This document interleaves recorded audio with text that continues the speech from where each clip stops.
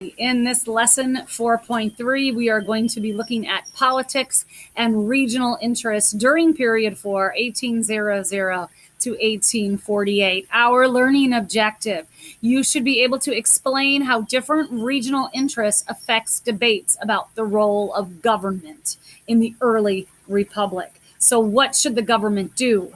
How should it expand? Those are things we're going to be looking at. Let's get to it. Our key concept number one in this lesson is to talk about how regional interests are more important. They trump national concerns as the basis for many political leaders' positions on slavery and economic policy. We're going to first go through our three regions, and we're going to be looking at specific areas of economics and slavery as we go through each region. The first region is the South, the Southern regional interests. The South had slavery. Slavery was the driving factor behind their economic engine. So they sought to minimize the inhumanity of it. Thus, they did not call it by name. They called it the peculiar institution. They also called it a necessary evil, knowing that everybody was dependent upon it in the South and even the textile factories of the North, yet we know it's evil. So that being said, the South was also very focused on moving west with the idea of having more land to grow more crops, especially because of the soil exhaustion on the eastern seaboard. When they move west, of course, they expected to take slaves with them. On the two big issues of the day, tariffs and the national bank, the Southerners were opposed to tariffs. They felt that it is favoring the commercial elite of the North. Remember, a tariff is a tax on imports, and the South was completely dependent upon imports from foreign countries, thus driving up prices. South was also opposed to the Bank of the United States. They saw it as very undemocratic, and they saw it as a tool that is only going to benefit the manufacturing and commercial elite of the North.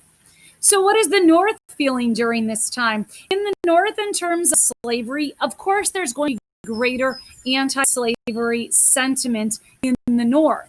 However, there's only a small minority that raised concerns about the inhumanity of it and the moral reasons. There were some that were opposed to it because they felt that it leads to racial pollution. So there wasn't like a standard line of thought for those that were opposed to slavery. Keep in mind, even if you were opposed to slavery, it was not the same thing as being a person that wanted full equality for Black Americans. They did not want them to have citizenship or voting. You might be opposed to slavery, but equality was a completely different thing. How does the North feel about tariffs and the bank? They are in favor of the tariffs, and they are in favor of the Bank of the United States because it benefits their commercial and manufacturing economy. Moving on to the West, opinions on slavery were divided. Some people supported it as a natural extension, as a means of promoting economic growth for planters and plantation owners, while others want to keep the West reserved for white, self-sufficient yeoman farmers, to keep and maintain that Jeffersonian vision of the American dream, to have your own land. In the West, there was also mixed feelings regarding the tariff as well as the Bank of the United States. The tariff does increase prices for the farmers, so in that sense, it helped them. It also helps economic growth, which promotes more people in the North to buy their products. However, that being said, the primary concern in the West was for the government to spend money on roads and on other infrastructure to get their produce and what they produce in the West to the Eastern consumers. So the Western interests are quite different from the Northern and Southern economic interests, as you can see. Moving on to the second key concept is more about this rise of the political leaders and an idea known as the American system. Politically speaking, during this time period, we have the rise of the second generation of American leaders. Let's recap our first generation of leaders: Washington, Hamilton, Jefferson, Madison. Their goal was to build the new nation. They were products of the American Revolution. Most of the first generation had either passed away or had retired from politics by this time period. So a second generation occurs. Keep in mind, during this time period, the Federalist Party disappears because of the War of 1812. By 1815, there are no more Federalists. So all of these second generation begin as the same political party, the Republican Party. So our second generation of leaders: Henry Clay from Kentucky, John Calhoun from South Carolina, John Quincy Adams, son of President John Adams, from Massachusetts. We have each of the three regions represented. They focus on uniting the nation, whereas the first generation focused on building. This generation wants to unite. They introduce a concept known as the American system. It's Henry Clay's idea, but he has support from Calhoun and from John Quincy Adams. The American system is an economic plan which unifies, which pulls together the three disparate regions of the United States of America. The American system wants to create an interconnected American economy. The American system consists of three things. First and foremost, a Bank of the United States. The original Bank of the United States, created by Alexander Hamilton, had expired. Its charter had expired. It was no more. They needed a bank for a strong central economy. The second part of the American system is the idea of a tariff, a high tariff to generate money for the federal government. It's also going to promote manufacturing and commercial growth because more people are going to be purchasing American goods.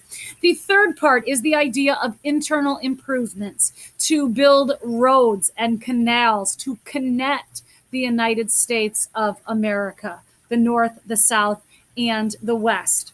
How did people respond, and what was their reaction to the American system?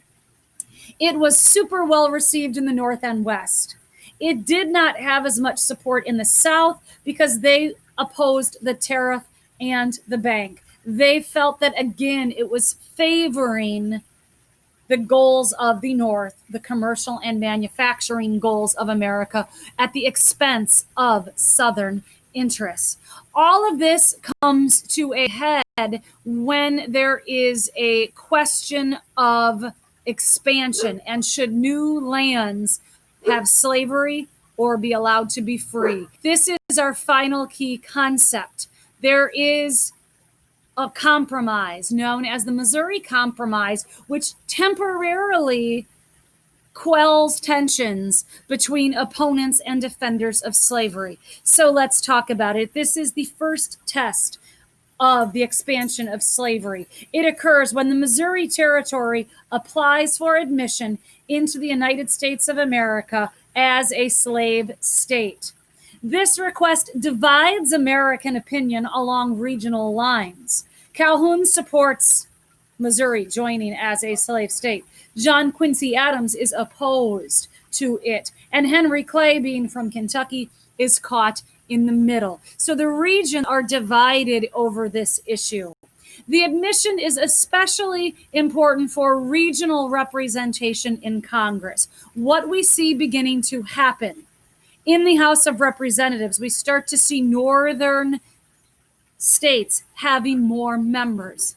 Urban areas have more people. The House of Representatives, with its proportional representation, lends itself to that.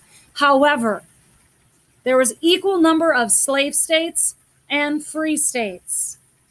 The Senate was completely balanced, knowing that there's only 2 senators from each state. So if Missouri were to enter as a slave state, it would upset the balance and it would give the South 2 more senators, which of course the North did not think was fair. So what happens is Henry Clay, as Speaker of the House, comes forward with a compromise. It is called the Missouri Compromise.